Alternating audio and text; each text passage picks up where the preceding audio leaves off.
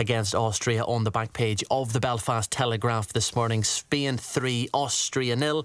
The back page of the Irish Independent. Spain ease in to World Cup last 16. So Spain, they will now face Portugal next after Portugal scored a 94th minute winner to beat Croatia 2-1. Croatia did take the lead 8 minutes into the second half, but that man Cristiano Ronaldo equalised from the penalty spot on 68 minutes before the Portuguese grabbed a stoppage time winner. And there was a game just as we were making our way into work this morning. It was reaching its conclusion. Switzerland have also booked their place in the last 16. They beat Algeria 2-0 in Vancouver. Boy, did Spain look good though. Spain looked very good. There's obviously stuff happening closer to home football-wise. Irish League season kicking off. Yeah, just away from the World Cup, we have the Charity Shield tonight, and it's Haverin plays down title talk on the back page of the newsletter. Gary Haverin, of course, the Lauren manager, he has played down talk about Lauren and Coleraine being the two main title contenders this season, but believes the Bandsiders are now the bookies' favourite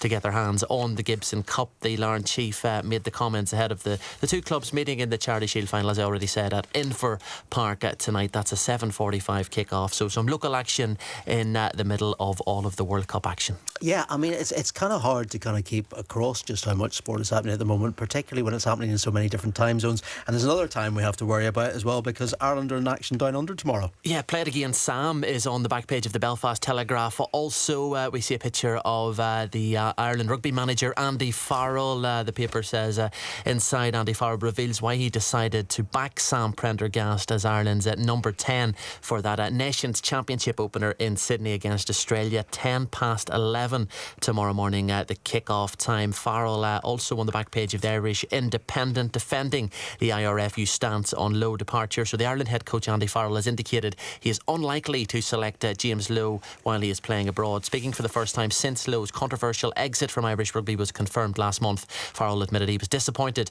the winger is no longer part of his plans after contract negotiations with Leinster and the IRFU broke down. Although there is no written rule that says Farrell cannot call upon Lowe during his time in Japan with a view to next year's World Cup. Johnny Sexton remains the only player in recent memory to have been picked while playing overseas, so in that sense it does appear pretty unlikely that the IRFU would be willing to make another exception for Lowe. But that's Australia against Ireland, Nations Championship opener, 11:10 kick-off tomorrow morning, and it's live right here on BBC Radio Ulster and on BBC Sounds. Thanks, Oren. Jeff's back. 5-day forecast, Jeff. How's it looking? Hello, good morning to you. Well, we've got high pressure established to the south of Ireland at the moment, and that means that the Atlantic weather systems with cloud and some rain are being forced up over the top of that high, grazing across Northern Ireland. So a breezy few days to come with a similar setup right the way through until Monday, before that high pressure starts to build further north from midweek, and that will make for some brighter conditions and rising temperatures.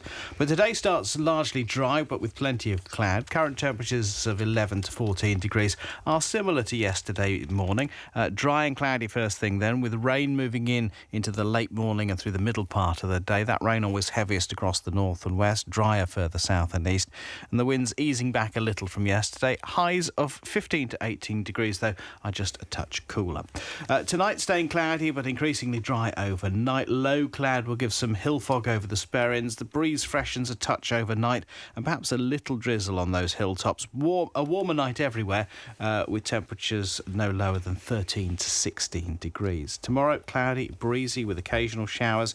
Highs of 20 or 21 degrees in the east, always a little cooler across the north coast and in the northwest. Temperatures in the high teens, and a mostly dry and cloudy night as we go Saturday into Sunday. Occasional rain and lighter winds. It makes for rather a murky start to Sunday.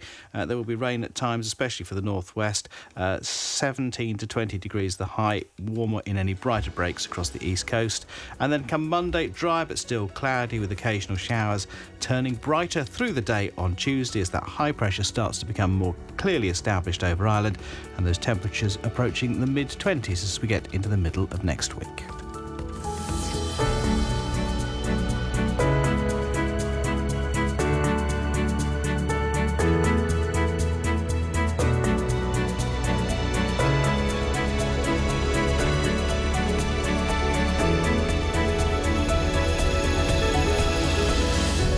Good morning then. It is 7 o'clock on Radio Ulster, Radio Foyle and BBC Sounds. This is Good Morning Ulster with Chris Buckler and Eve Rosato. Today's top stories. The long-running inquest into the death of Noah Donohoe has been adjourned until later this year. And the PSNI under pressure. Funding and staff shortages are highlighted in a new report into the police service. And the Chief Constable says the challenges are real. The true cost extends beyond financial expenditure. It's reflected in officers and staff being diverted from the services that communities rely upon every day. And coming up on the programme, an international football tournament that was suspended following last month's race riots has once again resumed. We've been talking to a lot of community leaders, we've been talking to the teams, we've been speaking with the politicians, with the police, and from their own reaction, we realised that yes, Belfast is safe and it would be good for us to come back.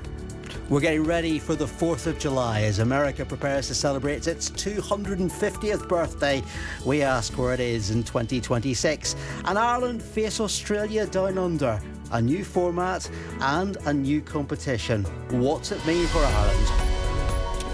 It's Friday the 3rd of July and with the BBC Radio Ulster News, here's Gráinne McKinney. Thanks, Eve. The long-running inquest into the death of Noah Donohoe has been adjourned until later this year. The decision was taken by the coroner in the early hours of this morning. The